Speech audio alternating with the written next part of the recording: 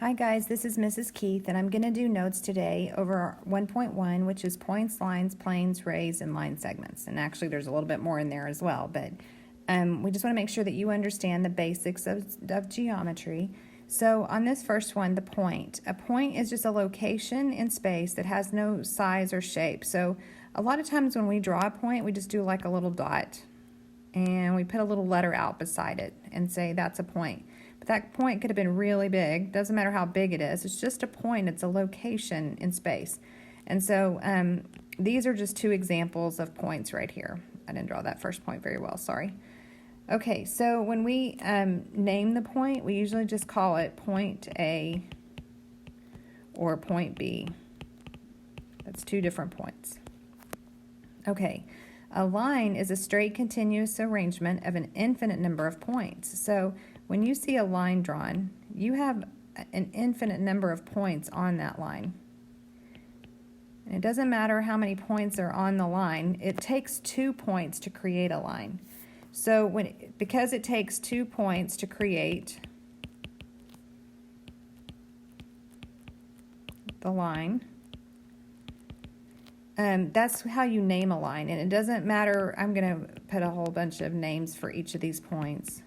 It doesn't matter which 2 points you choose, but you use the line symbol when you name it, and you choose 2 of the points on that line. So like you could say line AD, or you could call this line EC. Doesn't matter which order, as long as it's 2 points on the line.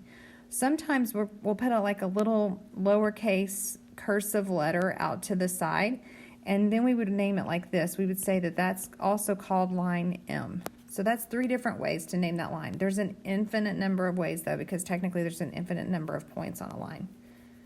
All right, a plane is a flat surface that has an infinite length and width, but no depth. So a lot of times when we draw a plane in 2 dimensions, we kind of make it look like a rectangle or a parallelogram, something like that. But to create a plane, you need 3 points.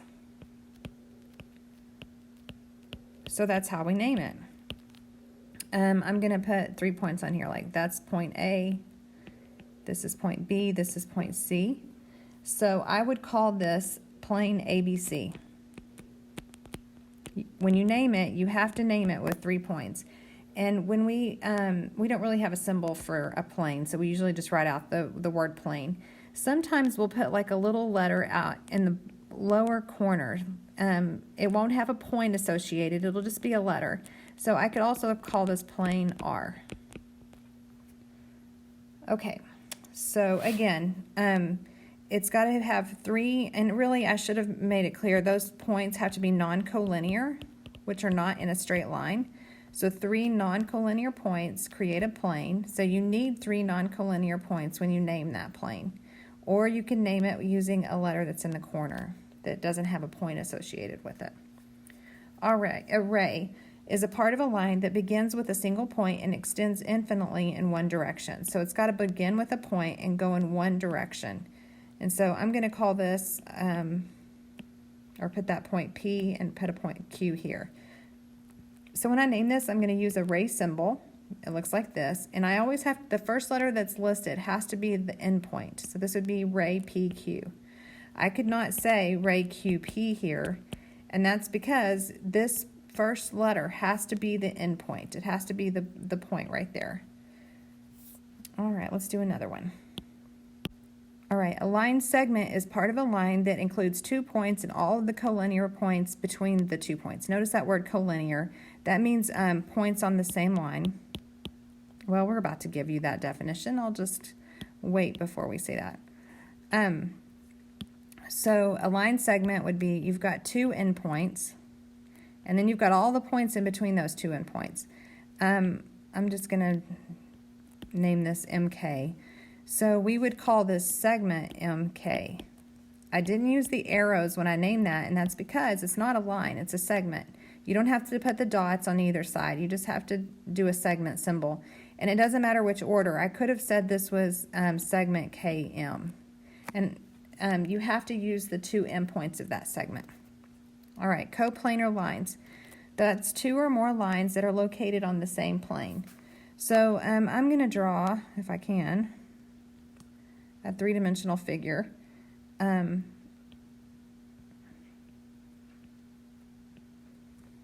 Okay, so coplanar lines are lines that are on the same plane. So for example here, this line right here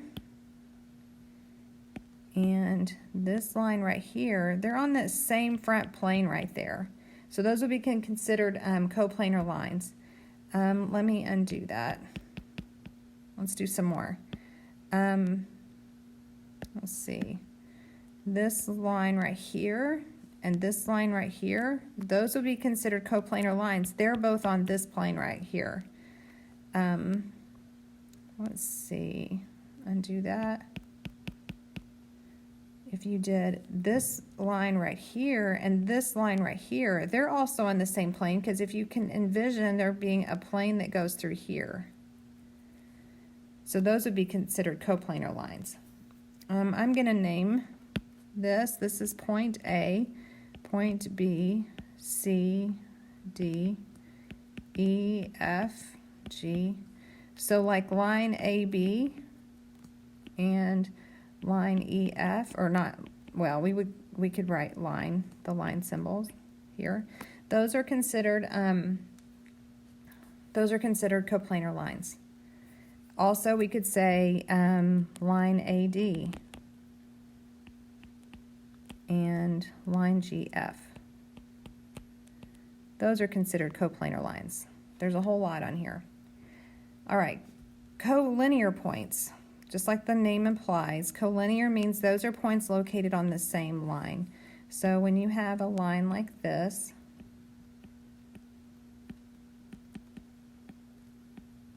those points W, H, and S, you can obviously see they're all drawn on the same line because the line's drawn through them.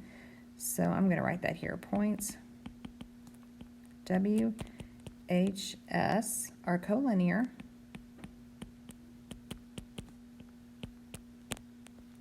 because they are seen on the same line.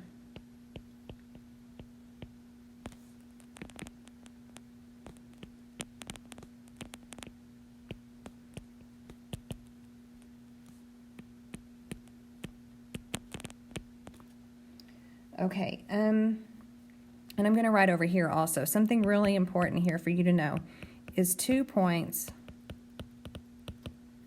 are always collinear. Even if you don't see the line drawn through them. If you can draw 2 points, like I'm going to draw right here, these 2 points right here, we don't see the line drawn through them, but you can always envision it. You can envision a line going through those 2 points. If I add a third point, though, those 3 points are not collinear. You have to see that 3 points are on the same line. But if it's just 2, they're always collinear. Okay, non-collinear points, just like the name implies, that's points that are not on the same line. So an example would be like M, U, and D. Those are obviously not on the same line, so they are non-collinear. I'm not going to write anything in the next box. It's kind of obvious there. Skew lines are 2 or more lines that are not on the same plane, and they are not parallel. So there's 2 important things about skew lines. They can't be on the same plane, and they can't be parallel. So an example for that would be like this line right here. And let's do a different color. This line right here. Those are definitely not on the same plane, and they're definitely not parallel to each other. So I'm going to add some letters here. That's A, B, C, D, E, and F. That's supposed to be an E. So we're going to say line BC and line EF are skew lines.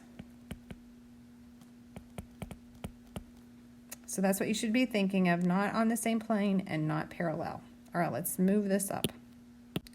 Okay, an angle is formed by 2 rays of line segments that share a common endpoint. So I'm going to draw an endpoint right here, and I'm going to label it U.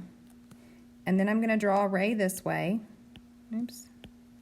And put a point on there, L. And then I'm going to do another ray this way and put a point there, V. So I've drawn 2 rays that share a common endpoint, which in this case would be U. That creates an angle.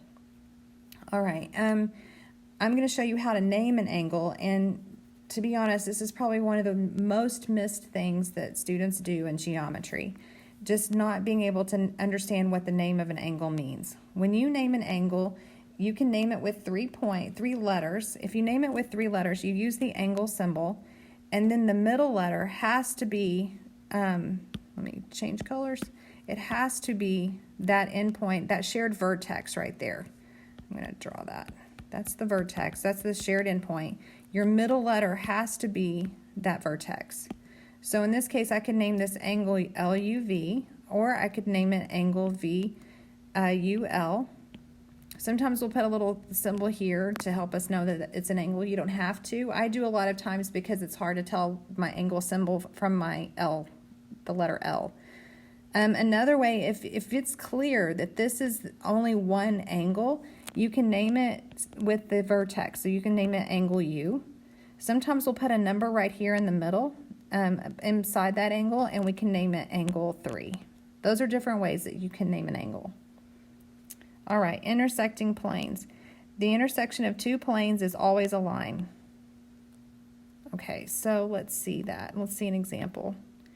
If you have a line, if you have this plane right here, and if you have this plane right here, where they intersect